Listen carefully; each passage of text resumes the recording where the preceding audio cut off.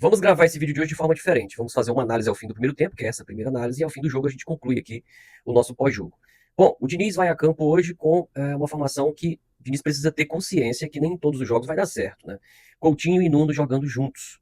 E no jogo de hoje, para além disso, ele escalou o Cuesta, né? Então, praticamente repetiu o time que jogou contra o Botafogo no domingo, né? Naquele gramado encharcado, jogo pesado, e que a preocupação que nós tínhamos no vídeo de pré-jogo era justamente como o Vasco se comportaria fisicamente para esse duelo. No primeiro tempo, o que vimos foi um Bahia que sobrou em campo até que o Bahia abrisse o placar.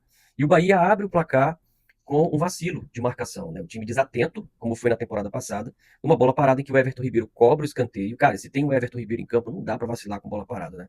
O Everton Ribeiro joga, dá um passe para a intermediária do Vasco, ali para meia-lua, e o jogador do Bahia sozinho, sem marcação, chuta, acerta o chute no canto esquerdo do Léo Jardim. Nem Calão Barros, nem Thiago Mendes, e muito menos o Cuesta, que assiste a finalização, conseguem chegar para evitar que o jogador finalize. E essa foi a tônica, né? O Bahia criando as ações, dominando as ações do jogo, muito à vontade, né? Sobrando fisicamente, fazendo aquilo que o Vasco deveria fazer enquanto mandante, pressionando a saída de bola, forçando o erro e os passes longos, né? O Vasco só conseguiu fazer isso ao fim da primeira etapa, nos últimos minutos. O Vasco conseguiu ali, na metade do primeiro tempo, o Vasco conseguiu pressionar um pouco mais o Bahia ao erro, e aí o Vasco consegue chegar. Mas, cara, tem que treinar a finalização, o Vasco perde muita chance. E aí as poucas chances que foram criadas pelo Andrés Gomes, sempre muito agudo nas jogadas. Mas aí o Coutinho perde as chances, o Pumita perde as chances, o Nuno perde os gols, o Brenner, cara, é um atacante que para fazer um gol erra três. Então tem que treinar a finalização, cara. Não dá para ser tão é, ineficiente, né? Ineficaz, principalmente dentro de casa. Ainda mais em jogos difíceis. Né? O Bahia vem de descanso. Os titulares do Bahia não jogaram na última rodada do estadual baiano.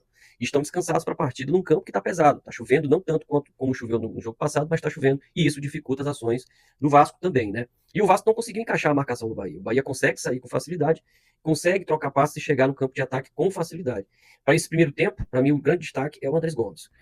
Bom, na segunda etapa, o Vasco até mudou a postura, de fato, pressionou o Bahia no campo de defesa, conseguiu construir um pouco mais de perigo, mas foi ineficaz, né? E essa ineficiência do Vasco não é de hoje. O Vasco finalizou 26 vezes em gol e apenas 4 foram no alvo. Então, assim, cara, tem que entender o que está acontecendo. Tá faltando treinamento de finalização, com certeza, cara.